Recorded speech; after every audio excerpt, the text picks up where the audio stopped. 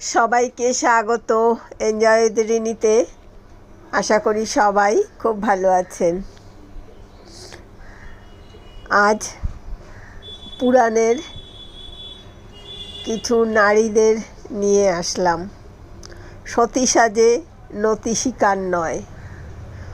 পুরাণ, রামায়ণ, মহাভারতের নারীদের তেজ, দৃঢ়তা, বুদ্ধিমত্তা ও অসহায়তা যুগধর্মের আলোয় আরও একবার দেখা।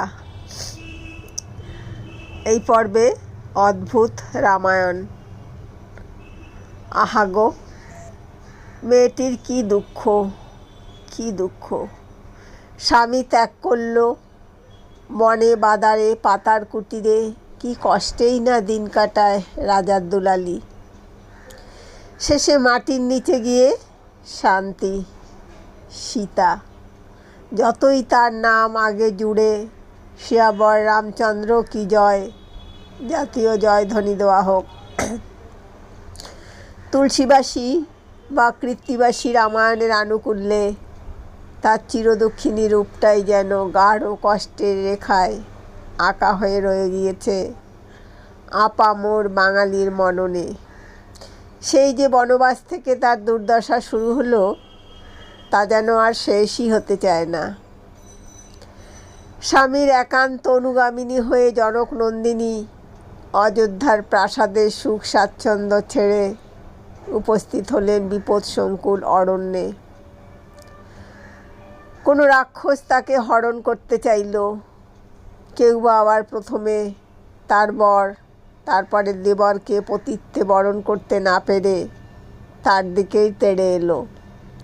কেউ বা সোনার হরিণ সেজে প্রলুব্ধ করলো এমনভাবে যে স্বামী আর দেবরের অনুপস্থিতিতে অন্য একজন এসে তাকে হরণ করে নিয়ে চলে গেল সোজা সাগর পাড়ের লঙ্কায়। তারপরে সীতা শুধুই সহ্য করে গিয়েছেন। দিনের পর দিন নানা প্রতিঘাতের সামনে শক্ত হয়ে বসে থাকা সীতা যখন রামকে পেলেন, সংসার ফিরে পেলেন, তারপরেও তাকে হারাতে হলো সব কিছু। অথচ তার কি দোষ? এই বঞ্চিতা, অবহেলিতা, অপমানিতা সীতা যুগে যুগে চিত্রিত হয়ে একেবারে গেঁথে গেলেন ভারতীয়দের মন মানসিকতায়। লক্ষণরেখার উল্লেখ পর্যন্ত নেই বাল্মীকি রামায়ণে, অথচ সেটিই হয়ে গেল মেয়েদের মানদণ্ড। গণ্ডি পার করা যাবে না। ধনুকের ছিলায় শ্বাসরুদ্ধ সীতা স্তিমিত হয়ে গেলেন। তার বুদ্ধিমত্তা, ওজস্বিতা সবই ঢাকা পড়ে গেল। এ প্রসঙ্গে উৎসাহী পাঠককে মনে করায় এই লক্ষণরেখা এবং তার আড়ালে নতমুখী সীতা এলেন তুলসীদাসের রামচরিতমানসে যুগের দাবি মেনে। উৎসাহী পাঠকের উদ্দেশ্যে বরং বাল্মীকি রামায়ণের সেই অংশটা এখানে আরেকবার উল্লেখ করি। রাম লক্ষ্মণকে নির্দেশ দিয়েছেন জটায়ুর সঙ্গে পরামর্শ করে সাবধানে এখানে থাকো সীতাকে নিয়ে। তারপরে মারিচ মারা যাওয়ার সময় হাঁ সীতে হাঁ লক্ষণ বলে চোখ বুঝল। সীতা চিন্তিত হলেন, উদ্বিগ্ন হয়ে লক্ষণকে ডাকলেন, যাও না দাদার কাছে। একজন পত্নীর ইনস্টিংক্টকে অসম্মান না করেই কিন্তু লক্ষণ বলেছিলেন, একজন পত্নীর ইনস্টিংক্টকে অসম্মান না করেই কিন্তু লক্ষণ বলেছিলেন, এটা রাক্ষসদের মায়া, রাম সুরক্ষিত। লক্ষণ অনেক বেশি দেখেছেন রামকে, তার যুদ্ধবিদ্যাকে। তিনি জানেন রামকে কোনো সামান্য মায়াবী রাক্ষস বধ করতে পারেন না। কিন্তু ওই যে স্ত্রীর মন, চিন্তিত উদ্বিগ্ন সীতা যে বাক্যবাণ প্রয়োগ করেছিলেন লক্ষণের প্রতি, তা পড়লে যে কেউ শকড হবেন।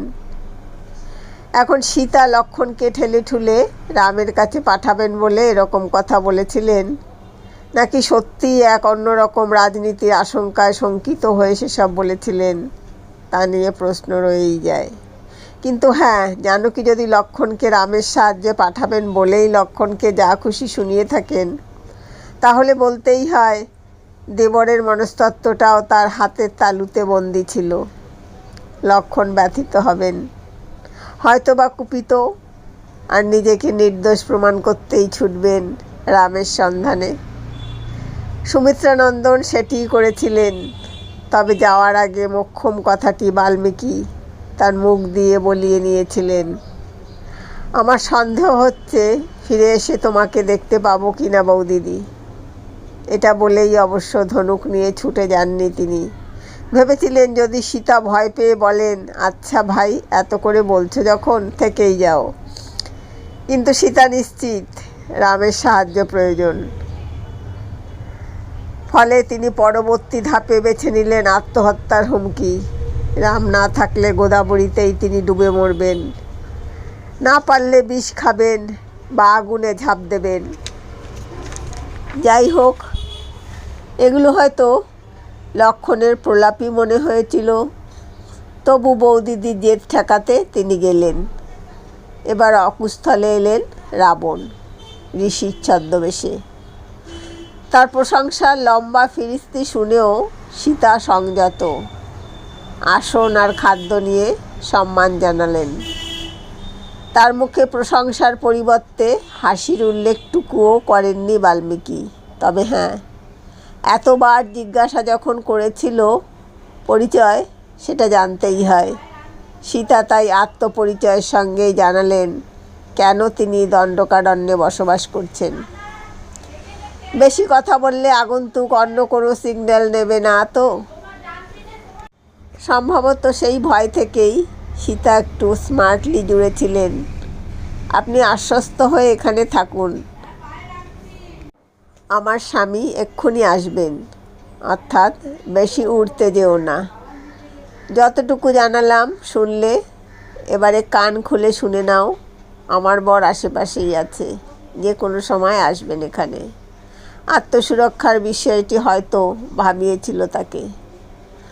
এখনও একটু ফাঁকা রাস্তায় হাঁটার সময় অচেনা অচেনা ছেলে বাঁকা নজরে দেখলে অনেক মেয়ে একটি ট্রিক ব্যবহার করেন, ফলস কল। কী গো, এসে গেছো? হ্যাঁ, আরেকটু এগিয়ে এসো। অথবা ছেলেটি যেচে আলাপ করতে এলে, হ্যাঁ আমার বর তো এই সামনেই গেল, এলেই আলাপ করাচ্ছি। বহুদিন আগেই বাল্মীকি সীতা এই ট্রিক ব্যবহার করেছিলেন, তবে কিনা শেষ রক্ষা হয়নি, সীতাহরণ হলোই। আর তারপরের ঘটনা কম বেশি সবাই জানে। লঙ্কা থেকে ফিরেও শান্তি নেই জীবনে, আবারও বনবাস, আর শেষে পাতাল প্রবেশ। দুঃখের অন্ত আর নেই তার।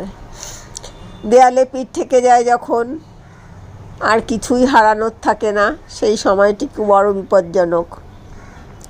সেই কোণঠাসা অবস্থা থেকে, সেই দুঃখ জর্জরিত ভীত সীতার খোলস ভেঙেই বেরিয়ে এলো অসীতা, যিনি রামায়ণে না থাকলেও আছেন অদ্ভুত রামায়ণে। কেমন সেই সীতা, কী তার কাহিনী?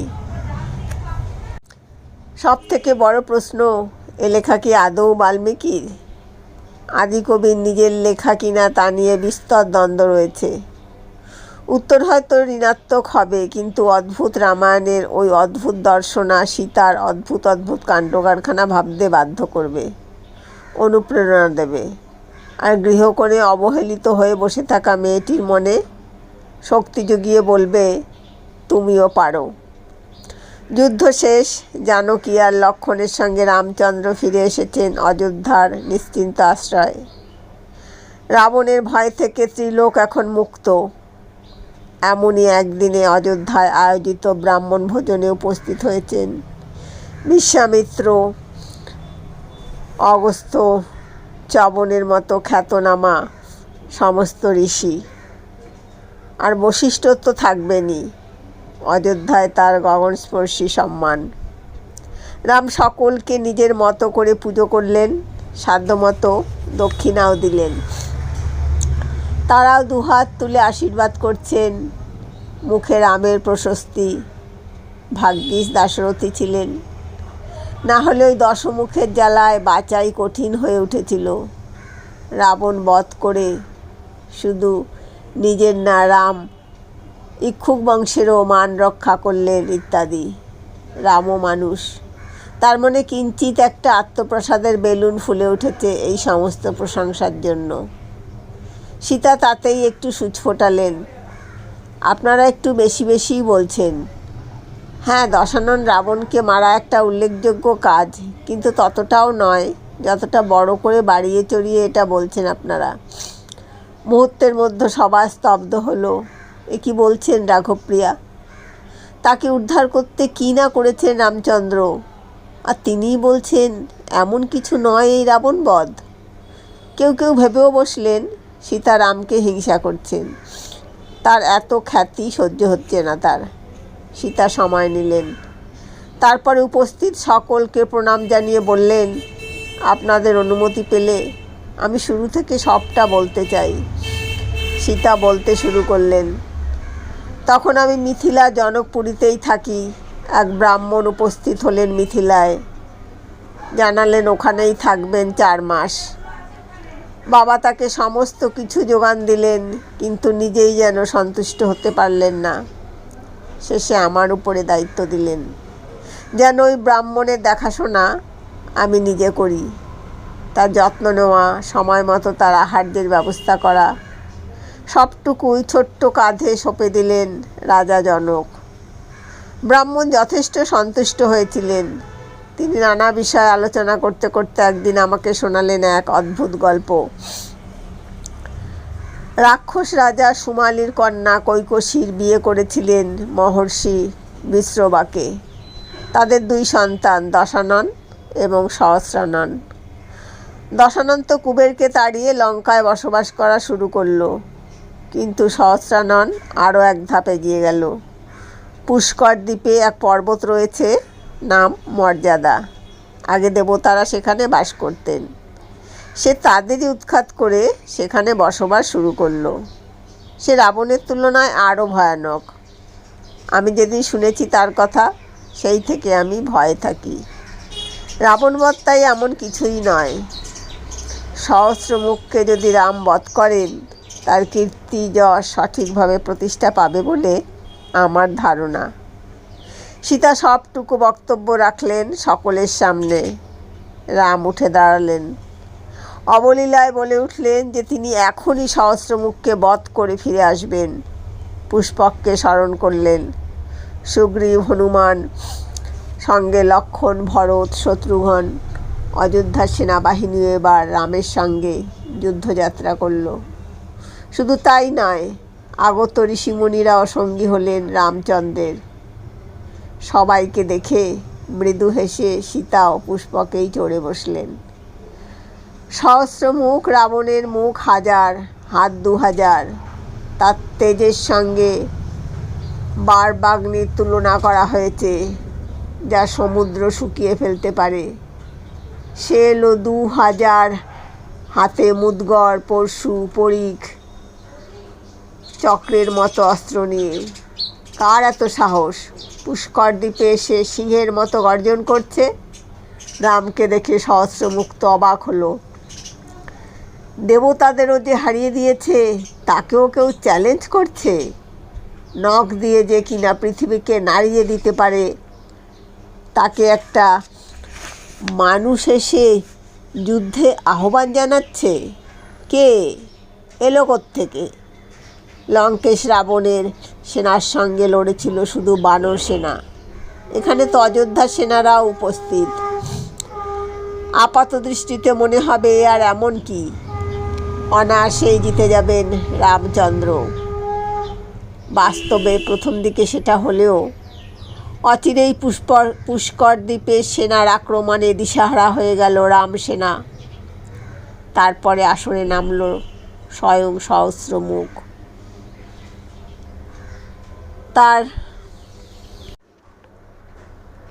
তার বায়বাস্ত্রের চোটে গোটা সেনাবাহিনী ফিরে গেল অযোধ্যায়।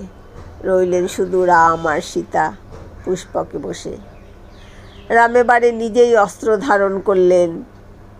দুজনের মধ্যে ঘোরতর যুদ্ধ হলো, কিন্তু শেষ পর্যন্ত সহস্রমুখের ছোড়া বাণ বল্লমের আঘাতে রামচন্দ্র অচেতন হয়ে পড়লেন। এই অচৈতন্য অবস্থার কারণ কি শুধুই সেই বল্লম, নাকি সীতার ঠোঁটের কোণে লেগে থাকা হাসি? শ্লোকে তাকে প্রহসিতাননা বলা হয়েছে। রামের কি মনে হয়েছিল সীতা ইচ্ছে করেই একটা রিয়েলিটি চেক দিতে পুষ্কর দ্বীপে নিয়ে এসেছেন তাকে? রামের অবচেতন হওয়ার নেপথ্যে কি তার প্রতি সীতার অবিশ্বাসী মূল? বাল্মীকি পরবর্তী সেই কবি যিনি বাল্মীকির নামে এই অদ্ভুত রামায়ণ লিখেছেন, তিনি অবশ্যই বিষয় বিস্তারিত জানাননি। যা হোক, সৈন্যরা উড়ে গেল। যুদ্ধক্ষেত্র থেকে দূরে থাকার দরুণী ঋষিরা সেই বায় ব্যস্তের কবলে পড়েননি। তারা এসে অচেতন রামকে দেখে হায় হায় করতে লাগলেন। কেউ কেউ তো সীতাকেই দোষ দিয়ে পাড়ার জেঠুর মতো বললেন, তুমি বা কেমন বউ বাপু, জেনে বুঝে রামকে এই বিপদের মধ্যে ঠেলে দিলে। এ কিন্তু ভারী মজার ব্যাপার। রাম ব্যর্থ হয়েছেন, এতে দোষ রামের নয় সীতার। তিনি কেন রামকে সহস্র রাবণের কথা বলেছেন? মানে সমস্যা যেটাই হোক, দোষ কিন্তু নারীরই। সহস্রমুখ আনন্দে চিৎকার করে চলেছে, আর ঋষিদের বাক্যবাণ সীতাকে বিদ্ধ করে চলেছে। এই অবস্থায় সীতা প্রথমে রামকে আলিঙ্গন করলেন। প্রিয়তমের অঙ্গেই যেন খুঁজে নিতে চাইলেন নিজের অন্য অস্তিত্বকে। আর তারপরেই সীতা হয়ে উঠলেন অসীতা। সেই শান্ত গৃহকোণের পরম কল্যাণী বধূ নিমেষে অন্তর্হিত হলো ওই রক্তপ্লাবিত যুদ্ধক্ষেত্রে। সেই সুরেলা কণ্ঠস্বর বদলে গেল কর্কশ পুরুষস্বরে। তার তীক্ষ্ণতায় যেন হিমেল স্রোত নেমে যাবে মেরুদণ্ডের অভ্যন্তরে। প্রহসিতাননা সুন্দরী সীতা হয়ে উঠলেন বিকৃতাননা। তার দীর্ঘ জঙ্ঘা ঢেকে রেখেছে মুন্ডমালা, দ্বিভুজা থেকে হলেন চতুর্ভুজা। তার মাথার উজ্জ্বল মুকুট যেন অগ্নিবলয়, আর সেই হাসিমাখা মুখের পরিবর্তে অত্যুগ্রবতনা। সীতার মুখ থেকে বেরিয়ে এসেছে এক শনিতাক্ত করালো জিহ্বা। সীতার এ রূপ মহাকালীরই। তিনি পুষ্পক থেকে নামলেন ধীর পায়, এক হাতে নরকরটি, অন্য হাতে সুতীক্ষ্ণ তরবারি। শ্লোক অনুযায়ী তিনি প্রথমেই সেন পক্ষীর মতো ঝাঁপ দিয়ে সহস্র মুখের রথে উঠে নিমেষের মধ্যে তাকে সমন ভবনে পাঠিয়ে দিলেন। তবে তার ক্রোধ এতেই শান্ত হলো না। রাক্ষসদের যথেচ্ছ মুণ্ডচ্ছেদ করলেন তিনি রীতিমতো নখরাঘাতে। তার তীক্ষ্ণ চিৎকারেই রাক্ষস সেনার একাংশ অচৈতন্য হয়ে পড়ল। রাক্ষসদের মুন্ডমালা গলায় দিয়ে প্রলয়ঙ্করী রূপে দেখা গেল তাকে। অসংখ্য মাতৃকা আবির্ভূত হলেন তার উন্মুক্ত কেশপাশ থেকে। তারাও একইভাবে ধ্বংসে মত্ত হলেন। একসময় সীতার এই মহাকালী রূপের ভার অসহ্য হয়ে উঠল পৃথিবীর পক্ষে। দেবতারা এই ঘটনা শিবকে জানালেন। তিনি নিজেই উপস্থিত হলেন পুষ্কর দ্বীপে। সীতার ওই চতুর্ভুজা মহাকালী রূপ দেখে বিনা বাক্য ব্যয় শিব যুদ্ধক্ষেত্রে শুয়ে পড়লেন শবের মতো। সীতার প্রতিটি পদক্ষেপ থেকে উৎপন্ন হওয়া স্ফুলিঙ্গ যেন শুষে নিতে শুরু করলেন তিনি, না হলে যে ত্রিভুবন বিলুপ্ত হয়। ব্রহ্মা সহ বাকি দেবতা তখন সীতার স্তব শুরু করলেন, যদি তিনি শান্ত হন এই আশায়। অন্যদিকে রামেরও চেতনা ফিরে এলো, কিন্তু তিনি প্রাণপ্রিয়া সীতার রূপ সহ্য করতে পারলেন না। এ কোন সীতা, যে তার বনবাসের সঙ্গিনী, যার জন্য তিনি রাবণের সঙ্গে অসম যুদ্ধে রত হয়েছেন? ইনি তো সেই জানকী নন। একই সঙ্গে রাম অনুভব করলেন সীতাই সেই শক্তি, যার বলে বলীয়ান হয়ে তিনি রাবণ বধ করেছেন। রাম নত হলেন, করজোড়ে সীতাকে কৃতজ্ঞতা জানালেন। রাম সীতার 1008টি নামের স্তব করেছিলেন অদ্ভুত রামায়ণে। তারপর সীতা শান্ত হন, মহাকালী রূপ ত্যাগ করে পুনরায় হলেন রাঘবের মৈথিলী। অনেকে বলে এটি আসলে রামায়ণেরই অদ্ভুতোত্তর কাণ্ড, যা উত্তরকাণ্ডের পরে আসে। তবে তেমন কিছু পাওয়া যায় না। আলাদাভাবে অদ্ভুত রামায়ণ নামেই এর প্রচলন সর্বাধিক। প্রচলিত রামায়ণে রাবণাদি রামের বীরত্বের আলোয় অন্ধকারেই রয়ে গিয়েছে সীতার বীরত্বগাথা। অদ্ভুত রামায়ণের এই সীতা যেন তিনি রাধেন, তিনি চুলো বাঁধেন প্রবাদের এক উদাহরণ। প্রিয়তমার জন্য প্রিয়তম যদি সাগরে সেতুবন্ধন সেরে লঙ্কার মতো দ্বীপে উপস্থিত হতে পারেন, প্রিয়তম অচৈতন্য হলে তার অসুস্থতার জন্য দায়ী সহস্রমুখকে কেন সমন ভবনে পাঠাতে পারেন না প্রিয়তমা? পরিবার, সর্বোপরি প্রিয়জনের উপর কেউ আঘাত হানলে নারী যতটা আক্রমণাত্মক হতে পারে তারই মূর্ত প্রতীক এই সীতা। যতক্ষণ তিনি শান্ত, তিনি গৃহলক্ষ্মী, প্রয়োজন পড়লে তিনি কাল কলনকারী মহাকালী।